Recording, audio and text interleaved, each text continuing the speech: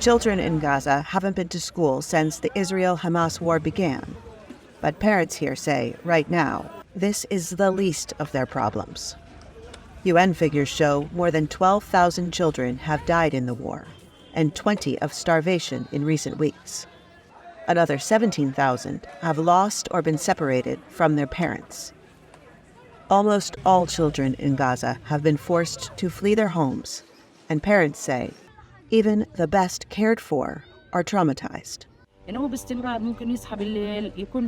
My son is constantly awake at night, crying.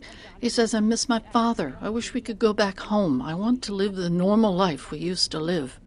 Nearly 31,000 people have been killed in Gaza, according to the Gaza Ministry of Health. The war began on October 7th, when Hamas attacked Israel, killing 1,200 people and taking 240 hostages. Most of Gaza's 2 million-plus population is now crowded into emergency shelters in Rafah, near the Egyptian border. In this hospital, pediatricians say every child they see is suffering from noticeable psychological and physical trauma and the consequences of hunger. All of them are having problems growing. All of them are sick. Even the mothers don't have milk to feed their babies. They say, I can't make milk to give them, and how could I possibly buy it? Some children, he says, can clearly identify bombs, planes, and who among their family or neighbors have died. Other children wail and cling to their parents nearly all the time. Many have started to hallucinate. But there are children who still have hope they will be reunited with loved ones.